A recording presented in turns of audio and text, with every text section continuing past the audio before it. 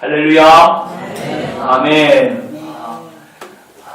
오늘도 이렇게 앉아서 예배를 드리니까 또 새로우시죠? 마음은 더 좀 푸근한 것 같아요. 이렇게 가득 그런 분위기가.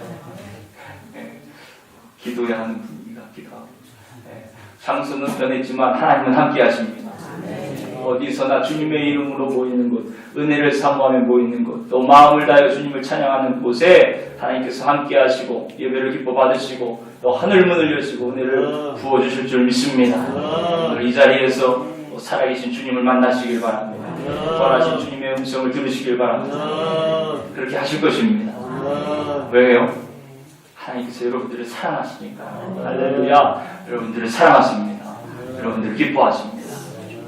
그 은혜가 우리 모두 위에 가득하시길 주님의 이름으로 축복합니다. 오늘 말씀의 제목 함께 따라서 하실게요. 성령을 받으라. 성령을 받으라. 우리가 지난주에 승리와 기쁨의 부활주의를 보냈습니다. 십자가에서 죽으셔서 무덤에 장사되신 예수님이 3일 만에 다시 살아나셨죠.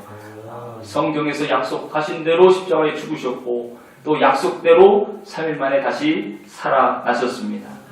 예수님의 십자가 죽음은요, 우리의 죄값을 대신하신 그런 죽음입니다. 예수님의 부활은 우리의 모든 죄의 문제를 해결하시고 사망 권세를 이기신 승리의 결과입니다. 그래서 이제 예수님을 믿는 우리에게는요, 죽음이 없어요. 죄에 대해서, 사망에 대해서 죽은 자가 되었습니다. 이제 죄에 대해서는 상관없다는 뜻이에요. 사망에 대해서는 상관없다는 거죠. 나는 부활이요 생명이니 나를 믿는 자는 죽어도 살겠고 무릇 살아서 나를 믿는 자는 영원히 죽지 아니하리니 내가 이것을 믿느냐 말씀하시는 거예요. 죽음이 나와 상관없습니다. 우리는 영생을 누린 자, 하나님의 생명으로 사는 자가 된 줄 믿으시길 바랍니다. 우리 안에 그 부활의 생명이 지금 함께하고 있는 것이요. 그렇게 하나님의 의로 새 생명을 얻었고 영생을 누리며 부활을 소망하며 사는 자들, 그들이 바로 우리들입니다. 우리 옆분들과 인사하시죠. 이야, 축하합니다. 이야, 사망에 대해서 생각하는 자가 되었습니다. 영생을 누리는 자가 되었습니다. 할렐루야. 특별히 하늘나라에 좀 빨리 가실 것 같은 분들은 더 간절히 기쁘게 말씀하세요. 그걸 알아야 말이죠. 알아야. 그죠? 할 수가 없으니 그게 인생입니다. 그게 인생이에요. 성경에 이렇게 말씀합니다. 로마서 6장 10절 말씀에 그가 죽으심은 죄에 대하여 단번에 죽으시며 그가 살아계심은 하나님께 대하여 살아계심이니 이와 같이 너희도 너희 자신을 죄에 대하여는 죽은 자요 그리스도 예수 안에서 하나님께 대하여는 살아있는 자로 여길지어다. 아멘. 하나님께 대하여 하나님과의 관계에서 영원히 산 자가 된 것이에요. 하나님께서 살았다 인정하시는 거예요. 살았다 말씀하시는 거예요. 살리신 것입니다. 이 복이 어디 있습니까? 이것이 가장 큰 복입니다. 복 중의 복입니다. 이제는 여러분들이 부활하신 예수님과 함께 살아있는 자가 되었습니다. 산자의 하나님이 되신 거예요. 부활 생명으로 주님과 함께 영원히 사는 자. 이제는 예수님을 믿는 우리는 죽어도 어디라고요? 죽어도 천국이에요. 죽어도 천국. 죽는다는 얘기를 자주 하니까 별로 안 좋아하시는 것 같아요, 이제. 주여. 그래요. 부활의 영광을 누리는 자가 바로 저와 여러분들입니다. 이 사실을 잊지 마시기를 바랍니다.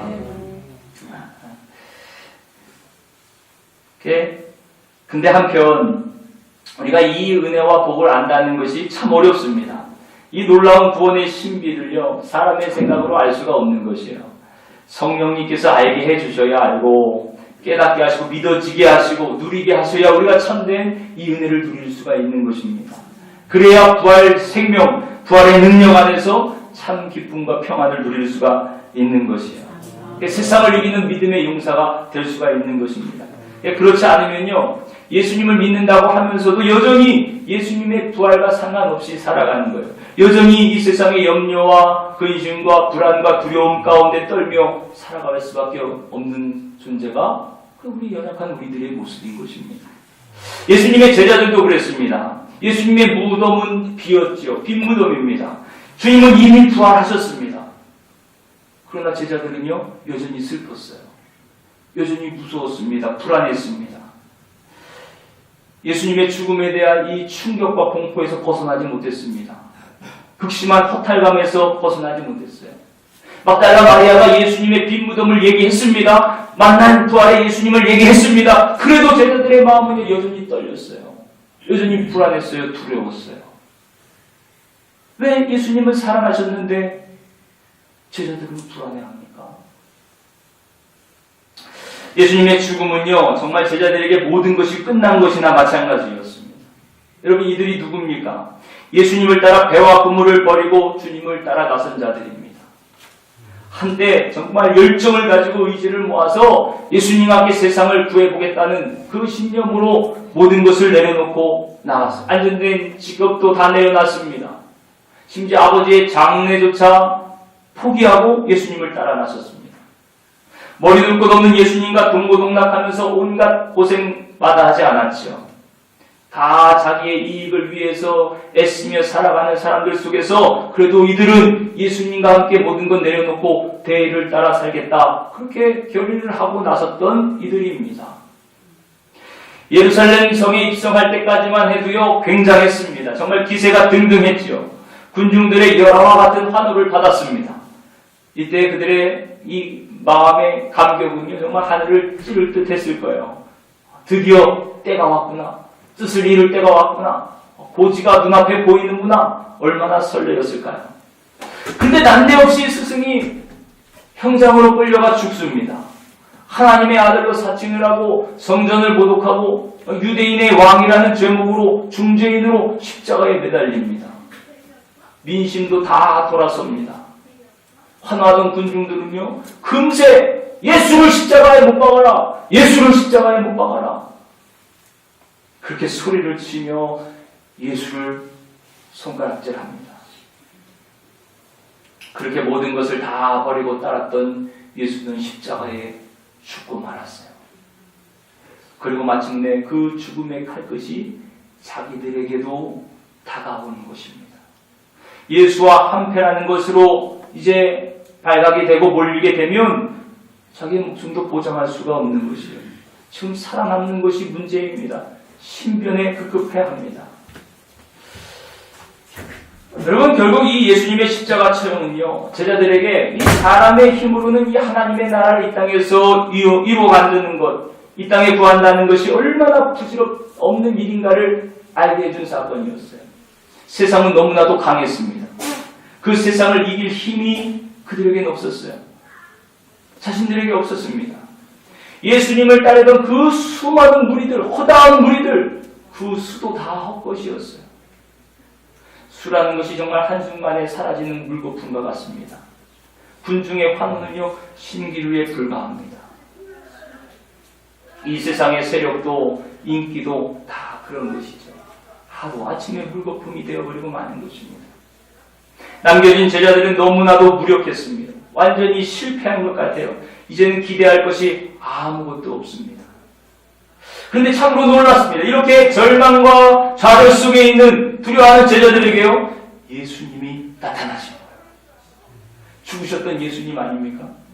그 죽음 때문에 지금 이렇게 절망하고 있는데 그런 그들 가운데 부활하신 예수님이 나타나신 겁니다. 끝이 아니에요. 예수님이 다시 살아나셨습니다. 그리고 이렇게 말씀하십니다. 우리 다같이 19절 말씀을 함께 읽겠습니다. 19절 말씀 시작. 이날 곧 안식구 첫날 저녁 때에 제자들이 유대인들을 두려워하여 모인 곳의 문들을 닫았더니 예수께서 오사 가운데 서서 이르시되 너희에게 평강이 있을지어다. 아멘. 아멘. 두려운 마음에 방에 모여서 문을 꼭꼭 걸어 잠그고 있습니다. 우리 같이 이렇게 모여서 다 문을, 야, 얼른 잠가. 로마 군인들이 오면 안 돼. 유대인들이 보면 안 돼. 다 걸어 잠그고, 야, 저걸 어떡하면 좋냐. 예수님 죽은데 어떡하면 좋냐. 우리 이제 앞으로 어떻게 사냐. 이거 걸리면 죽을 텐데, 우리도 끌려와서 십자가에 죽을지 모르는데, 반역죄인으로 몰릴지 모르는데 어떡하면 좋냐. 벌벌벌벌 떨고 있는 거야. 여러분 떨리십니까? 아유, 안 떨리시죠. 그렇게 낙심해 있던 그들에게 예수님께서 살아있는 몸으로 그들을 찾아오셨습니다.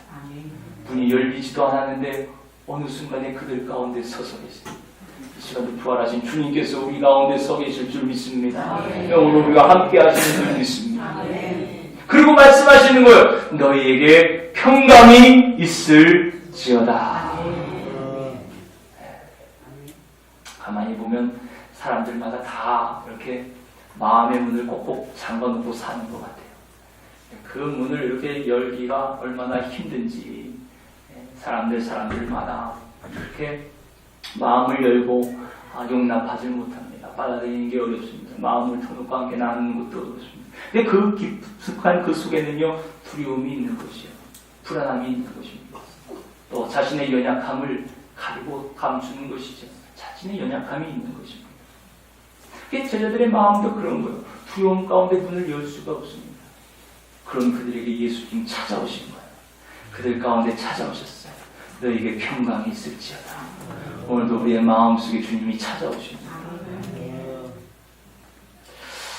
갑자기 나타나신 예수님을 보고서요, 제자들이 얼마나 놀랐을까요? 또 주님께서 너에게 평강이 있을지어다, 샬롬, 이 평강의 인사를 듣고 또 한편으로 참 황당했을 것 같아요. 지금 제자들이 이렇게 평강을 잃고 두려움에 떠는 이유가 뭐예요? 예수님이 돌아가셨기 때문이잖아요. 그런데 지금 언제 죽었냐는 듯 그들 앞에 나타나신 예수님, 그리고 그 예수님께서 천연덕스럽게 너에게 평강이 있을지어다 그렇게 말씀하시는 것, 어색하기도 했을 것 같아요. 근데 여러분, 우리가 사는 것 순간순간이 참 이렇게 어색한 일들, 황당한 일들, 놀랄만한 일들, 받아들이기 힘든 일들, 그런 일들이 얼마나 많이 있습니까?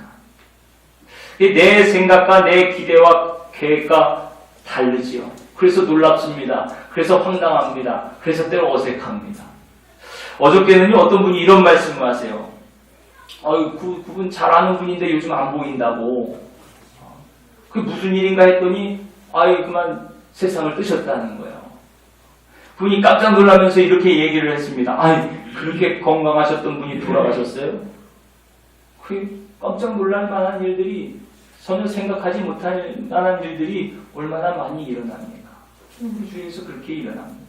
어디 그뿐입니까? 회사에서도 일터에서도 언제 어떻게 될지 모르는 마음으로 우리가 또 생활합니다. 불안합니다. 가정도 자녀들도 불안합니다. 정말 내 마음대로 안 되죠. 낳은 자식도 내 뜻대로 안 됩니다. 눈에 보이지 않으면 불안합니다. 지금 우리 이한석 권사님, 김경수 권사님, 우리 이 아들 이 승혁이가 저 호주에 가 있는데 얼마나 생각이 나세요. 잘 지내고 있을까? 일은 잘하고 있을까? 먹는 거는 어떨까? 그게 궁금하지요. 걱정도 되고. 그게 우리의 마음입니다. 보이지 않는 걱정되고 불안한 것이에요. 건강도 불안하고 미래도 불안합니다. 우리의 미래는 어떻게 될까? 자녀들의 미래는 어떻게 될까? 사실 인생 자체가 불안입니다. 실제로 가만히 주위에 보면은요, 제가 알고 있는 사람도 여럿이요. 수면제 없이 잠을 못 자는 사람들이 많습니다. 그만큼 초조합니다. 불안합니다. 늘 예민합니다. 편히 쉬고 싶어도 쉬질 못해요. 숙면을 하고 싶어도 하질 못해요. 인생 자체가 불안이고 존재 자체가 불안인데 그 왜 그럴까요? 여러분, 반석같이 영원하고 안정된 근원에 우리가 기대지 못하기 때문에 그렇습니다. 정말 망망대해에 떠있는 자그마한 배와 같이 그렇게 우리가 인생 가운데 떠다니고 있는 것이에요. 내 생각과 내 판단과 내 계획, 내 방법, 이런 것들이 사실 내 삶을 불안하게 하는 것입니다. 변치 않는 절대적인 진리에 기대 있지 못하면 언제나 유동적인 거예요. 언제나 흔들리는 것입니다. 사실 내 앞길도 내가 모르잖아. 그럼 무엇을 책임지겠어요? 어떻게 책임지겠어요? 사실 성경은요, 이렇게 나를 근거로 사는 삶이 죄라고 말씀하고 있습니다. 피조물이 창조주 하나님을 떠나는 것이 죄라는 것이, 나를 만드신 하나님의 뜻을 저버리고 벗어나는 것, 그것이 바로 죄입니다. 이렇게 하나님을 근거로 하지 않고 하나님을 의지하지 않는 삶, 그 삶은요, 공허합니다. 불안합니다. 평안함이 없습니다. 아버지의 품을 떠난 탕자와 같은 것이에요. 어딘지 모르게 허전합니다. 이 세상에 그 무엇으로도 채워지지 않습니다. 제 가운데 있으면 늘 불안하고 초조하지요. 평안이 없습니다. 게다가 죄로 인해 두렵고 불안한 더욱 확실한 이유는 죄에 대한 심판이 있기 때문에 그렇습니다. 죄의 결과는 사망이라고 말씀하지. 그러니 죄 앞에 놓인 죽음에서요, 우리는 벗어날 수가 없는 것이요. 죽음 앞에 불안하고 두렵고 초조합니다. 여러분, 제자들이 지금 왜 불안해합니까? 죽을까봐 불안한 거예요. 다른 거 아니에요. 인생들이 왜 불안해합니까? 결국 죽음 앞에, 심판 앞에 불안해하는 것입니다. 거기에 근원적인 문제가 있는 것입니다. 그 문제가 해결되지 않으면요, 그 불안을 떨쳐낼 방법이 없는 것입니다. 여러분들은 왜 편안하십니까? 죽어봐야 천국이니까 편안한 겁니다. 아주 단순하지만요, 가장 확실한 것이에요. 죽음 이후에 심판이 있는데요, 하나님의 심판을 감당할 용기가 없습니다. 어느 인간이 하나님 앞에서 죄 없다고 얘기할 수가 있겠어요? 그것을 우리가 인식하든 알지 못하든 알든 간에 우리 마음은 아는 것입니다. 우리 양심은 아는 것이에요. 하나님 앞에 설 수 없다는 것을 아는 것이에요. 그러니 죽음이 두렵습니다. 불안합니다. 심판이 불안합니다. 두렵습니다.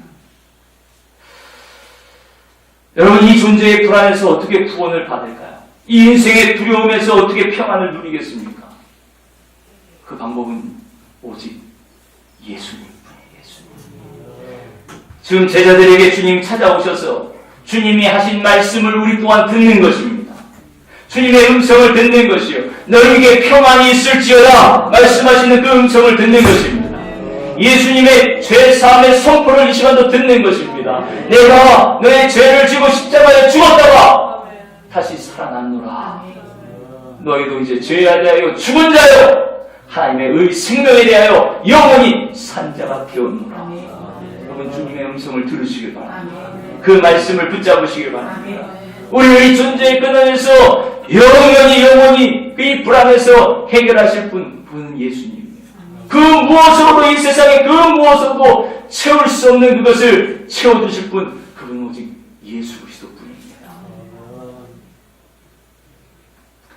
평강의 하나님, 평강의 예수 그리스도께서 이 시간 우리에게 너에게 평강이 있을지어다 말씀하십니다. 에베소서 1장 7절 말씀해 보니까 우리는 그리스도 안에서 그의 은혜의 풍성함을 따라 그의 피로 말미암아 속량 곧 죄사함을 받았느니라. 우리 모든 죄가 해결되었습니다. 이제 죄의 값인 사망에서 벗어나게 되었어요. 하나님께서 죄 없다 하시니 하나님 앞에 설 수가 있습니다. 하나님의 심판 앞에 담대히 설 수 있습니다. 누구를 통해서요? 예수 그리스도를 통해서. 오직 예수님의 이름으로, 예수님의 십자가 공의로 그렇게 하나님의 자녀가 되었습니다. 하나님의 구원을 입은 자들이 되었습니다. 그 증거가 무엇입니까? 바로 예수님의 부활인 거예요. 우리의 모든 죄가 사함받았음을 확증하는 사건이 바로 부활 사건입니다. 그리고 부활하신 예수님께서 그것을 공포하시는 거예요. 제일 먼저 제자들에게 하신 말씀이 너희에게 평강이 있을지어다. 평강이 있을지어다. 모든 존재의 불안, 그 모든 두려움을 물리치는 주님의 음성입니다. 주님의 첫 인사가 이 평강의 인사.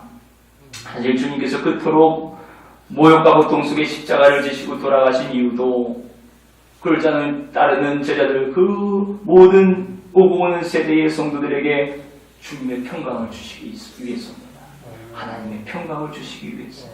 죄와 저주와 사망의 권세 아래에서 두려움과 불안에 떠는 인생들에게 참 평안을 주시기 위해서입니다.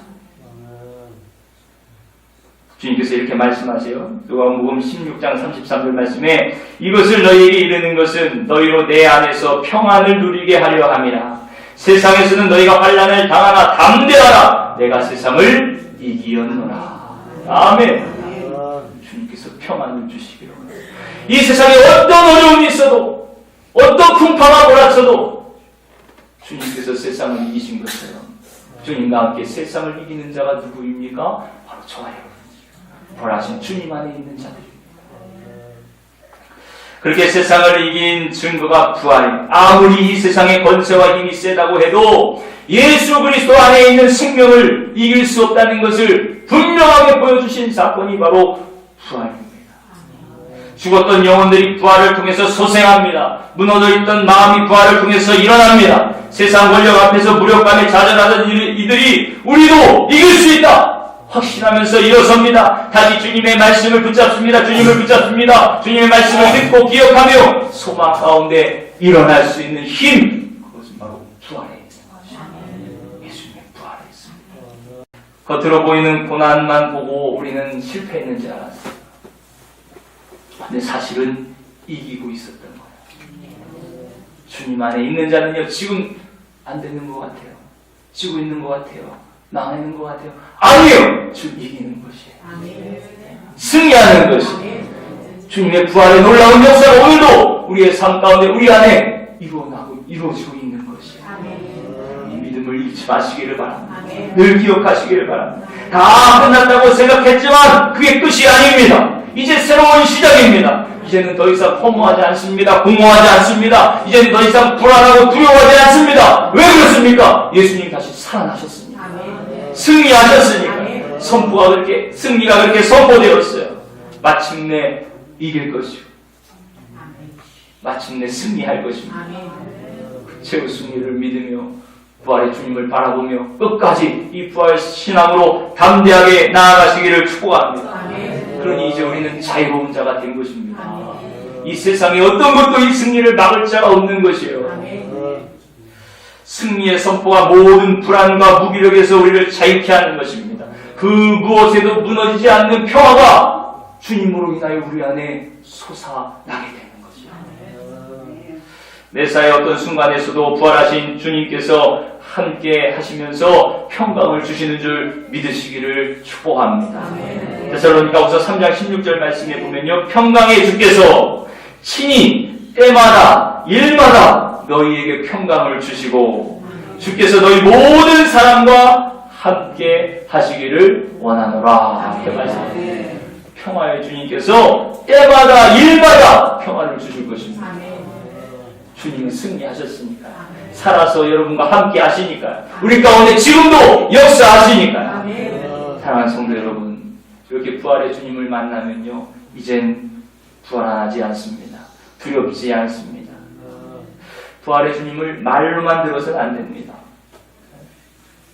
막달라 마리아가 한 말을 듣는 제자들처럼 그냥 이 겉으로 듣는 귀로만 들어서는요, 불안이 가시질 않아요. 사실 우리가 해마다 부활을 전하지 않습니까? 지난주에도 계란 들고 가셨잖아요. 계란 들고 가서 이웃들에게 예수님 부활하셨어! 부활하셨어! 걱정하지 마! 부활하셨어! 암만 얘기해도 소용이 없죠. 소용이 없어요. 불안이 사라지질 않습니다. 염려와 근심이 사라지질 않습니다. 중요한 건 뭐냐? 예수님을 만나야 돼요. 부활하신 예수님을 만나야 돼요. 왜 여전히 불안합니까? 부활하신 주님을 만나지 못했기 때문입니다. 내가 부활을 체험하지 못했기 때문입니다. 정말 중요한 것은요, 그 부활의 주인공이 되는 것입니다. 부활을 체험하는 것입니다. 예수님의 부활이 나의 부활이 되는 것입니다. 빈 무덤 가득한 그곳에서 정말 솟아나는 생명을 보는 것입니다. 그렇게 제자들은 직접 예수님의 몸을 보았습니다. 예수님께서 제자들에게 직접 몸으로 찾아오셨어요. 그리고 보여주십니다. 손을 보여주세요. 옆구리를 보여주십니다. 손에는 분명하게 목자국이 있습니다. 옆구리에는 창자국이 선명합니다. 십자가에 죽었던 바로 그 예수님이, 그 예수님이 지금 다시 살아서 내 눈앞에 서 계신 것입니다. 지금도 우리와 함께하고 계십니다. 살아계신 주님이 우리와 함께하고 계세요. 여러분 인생 길마다 때마다 시마다 함께하십니다. 이걸 본 사람이 대체 어떻게 예수님을 부인할 수가 있겠어요? 어떻게 부정할 수가 있겠어요? 야, 어떻게 사람이 부활해? 아무리 얘기해도 아니야! 내가 부활하신 예수님을 보았는걸. 사도 바울을 보세요. 그렇게 예수 믿는 자들을 죽이고 핍박하던 그가 부활하신 주님을 만났어요. 그러니 이제는 누가 뭐라고 해도, 어떤 죽음의 위협이 있어도 부활하신 예수님을 증거하기 위해서 온 열방을 다니며 목숨을 내려놓고 복음을 전하는 자가 된 것이, 부활하신 예수님을 전하는 자가 된 것이, 주님을 만나고 뜨거워진 마음으로 내가 만난 부활의 주님을 증거하지 않을 수 없는 그런 삶을 살게 되었던 것이죠.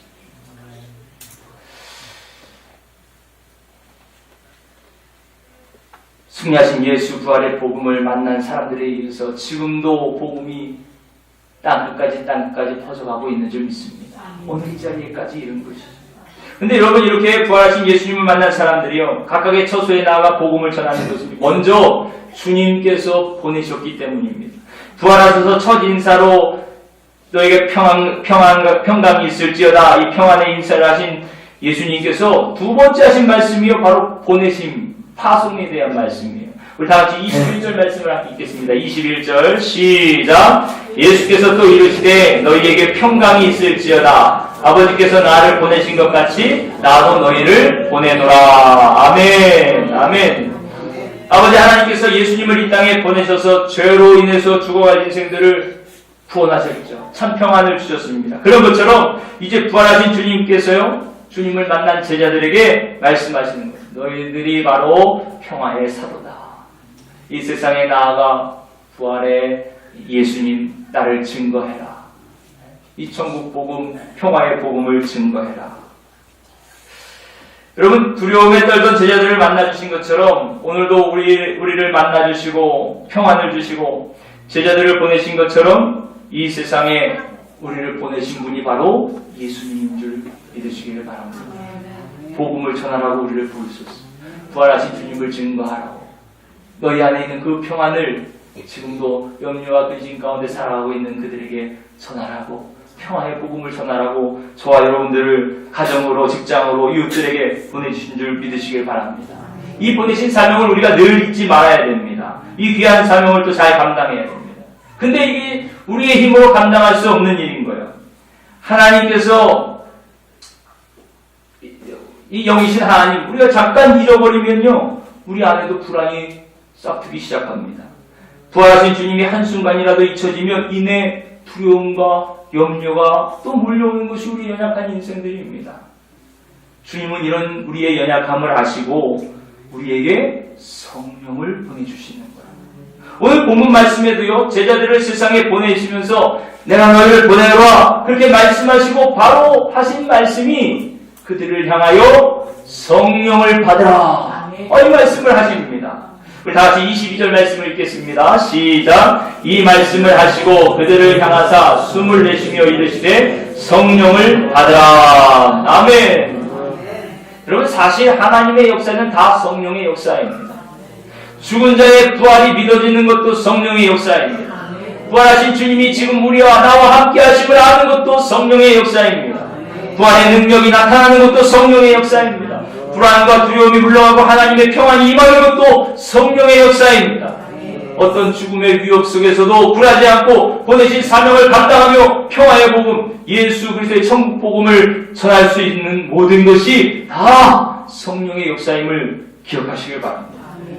사실 50일이 되기 전까지, 오순절 마가의 다락방에서 성령이 임하시기 전까지 제자들은요, 갈등과 불안과 회의의 시간을 보내고 있었습니다. 기도하면서도 어떻게 될까? 정말 성령이 모실까?